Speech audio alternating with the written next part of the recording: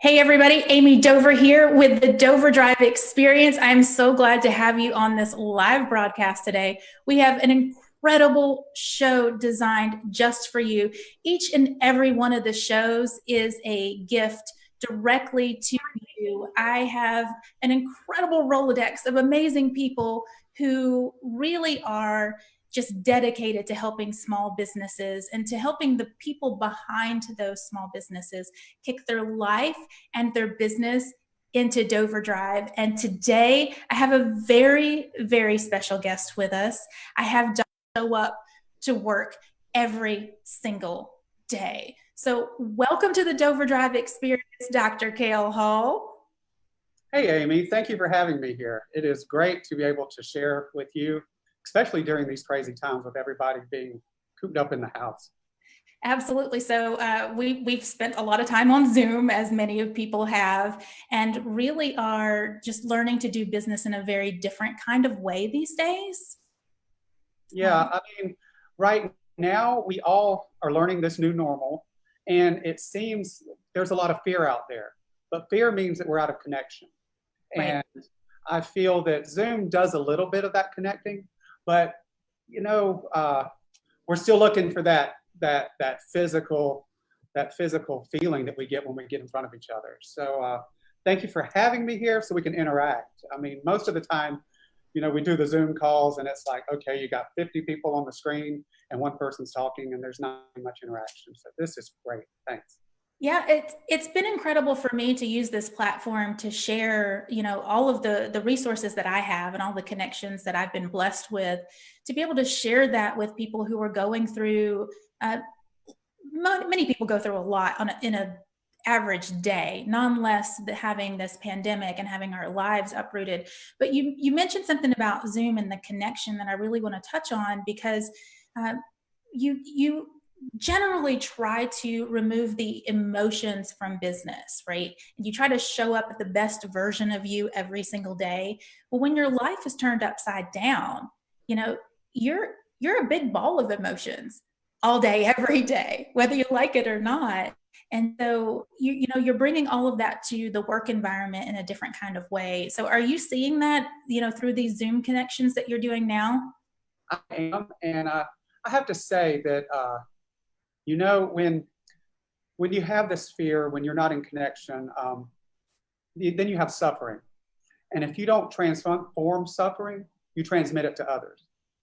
So I try to really relate to the team and to everyone around me that, especially in these times, it's very important to take time for yourself. You've got to take the time to center and ground yourself, or you're going to transmit all of those feelings of insecurity and fear to others. And we are all feeling these fears, but if we all just stop, spend some time in the morning to say, oh, okay, this is me. I'm here. I'm going to get it together.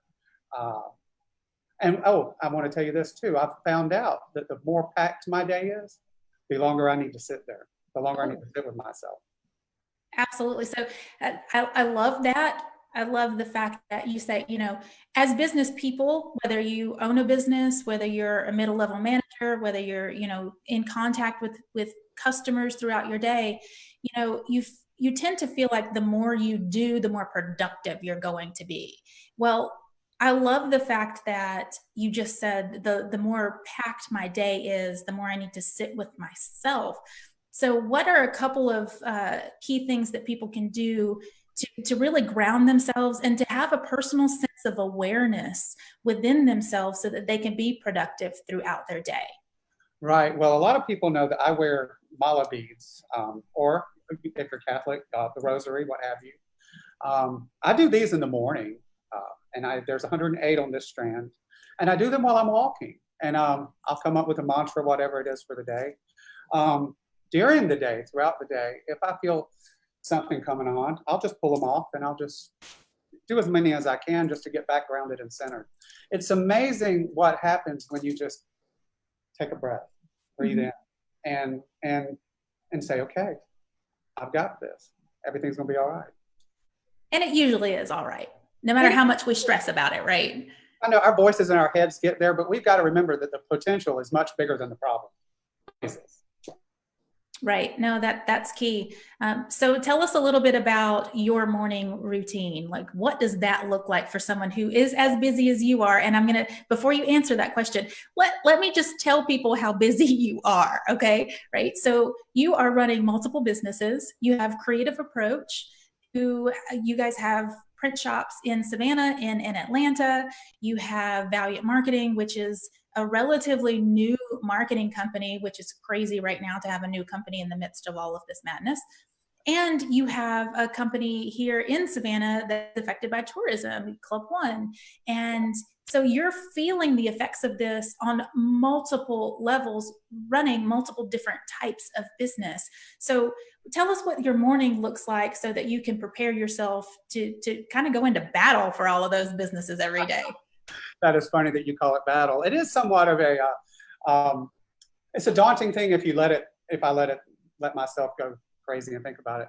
But okay, here we go. I get up at 3 o'clock in the morning and I sit with myself for about 15 minutes. I just have to sit.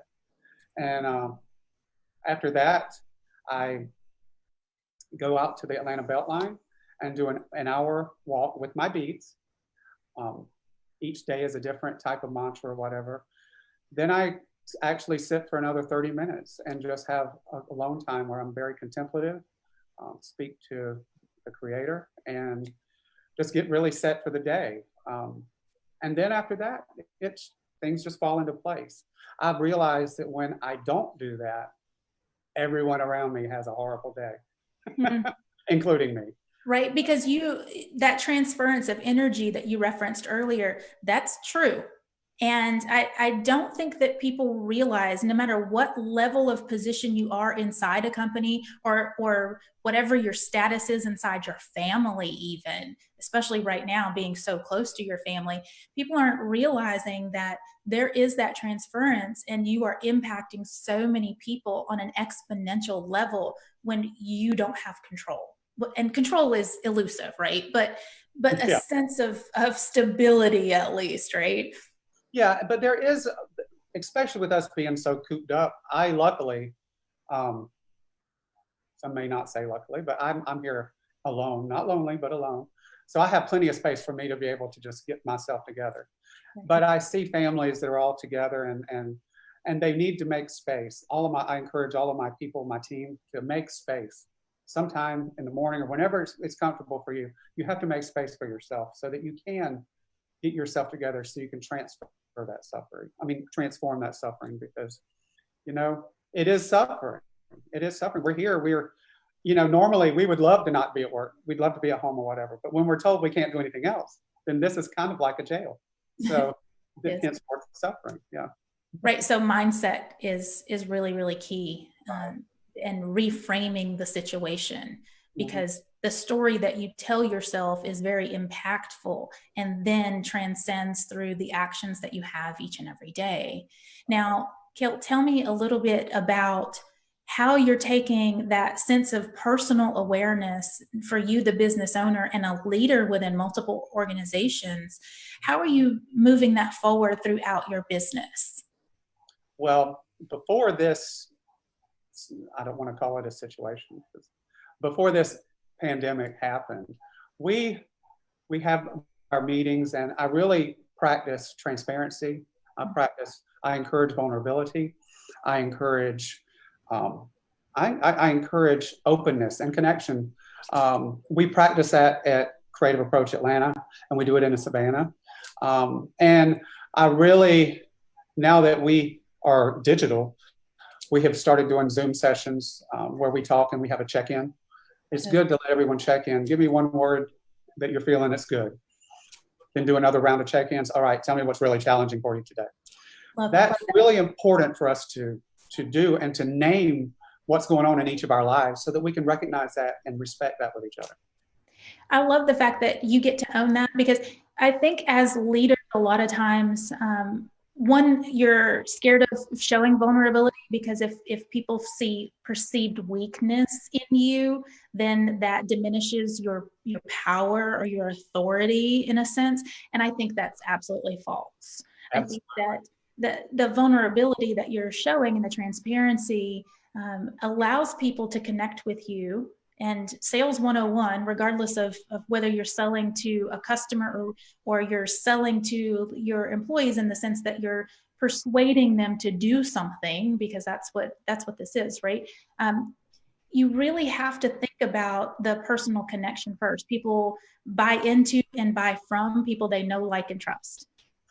And right. they don't know you. The rest of it isn't happening at all, right? If you can't see the authentic you, then you might as well stop. You have to throw authenticity right there so they can see that, because I don't want to deal with anybody that's not authentic with me. And so I feel that everyone else should be that way as well, at least on our team. Yeah, I was talking to an employee the other day of one of my customers, and I was talking about going downstairs and speaking to one of his employees, and he said, "Well, I'll do that later." And I was like, "No. You're missing an opportunity to speak to someone and not have any true agenda. It was just an information share." And that's when dialogue happens. Your employees are not going to resonate with you when you're constantly only speaking to them to correct them. Ammie, I appreciate that you brought up the word agenda, because so many people feel that we all come packed with an agenda, that there's just, okay, what's the reason you're talking to me? What's the reason you're taking this time to sit with me? Mm-hmm. And if we could just peel that back, then that opens up the world for so much more communication, and we can do great things, be more creative, and make the world a better place.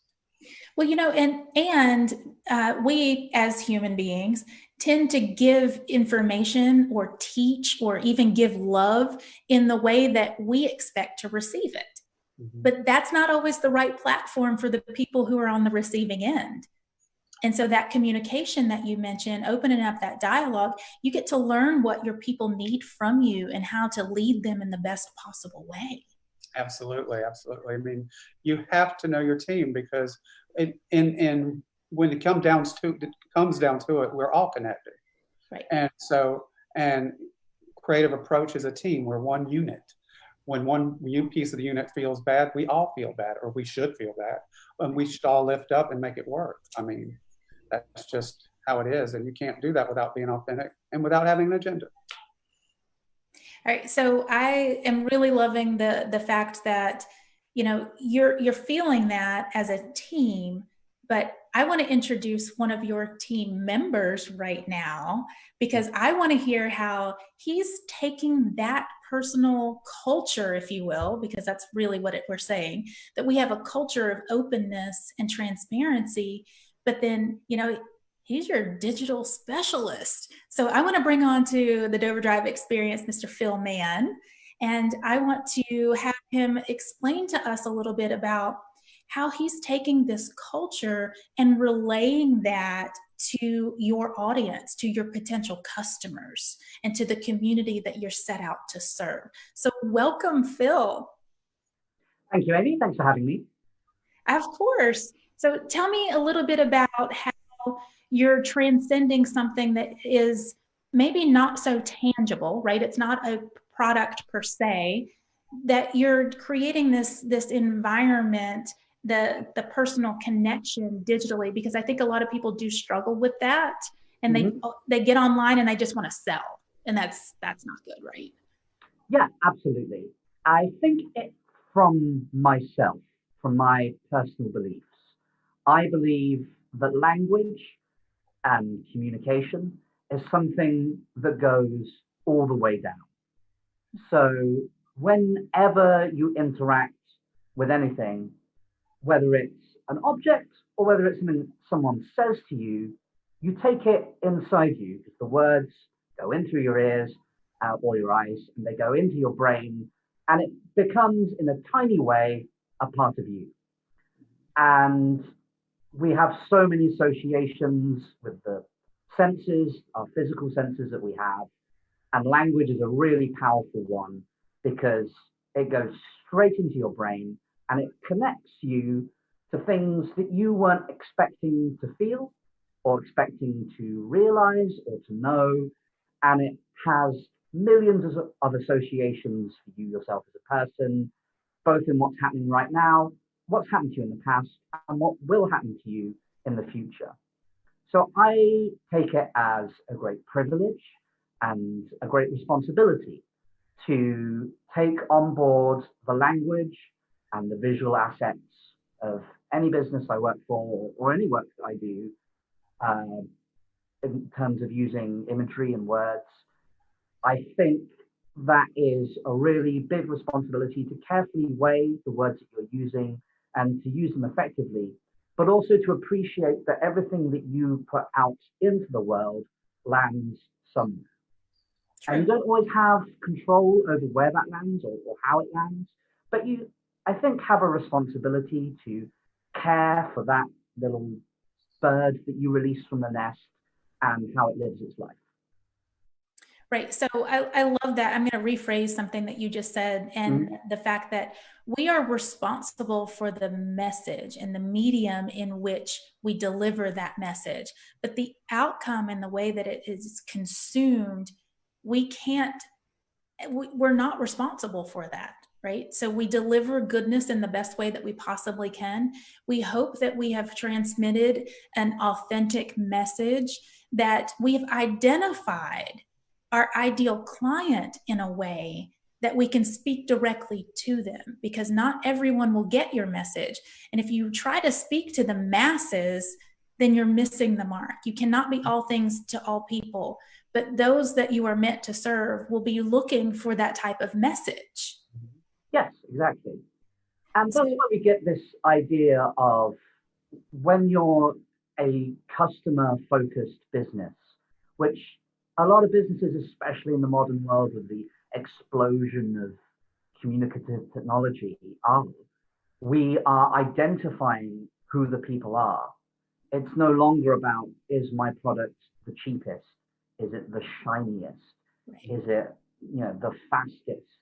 It's about, are the people that I'm communicating with the right people? And that's never going to happen if you don't know who you are and who they are. And that's never going to happen unless you make a genuine connection.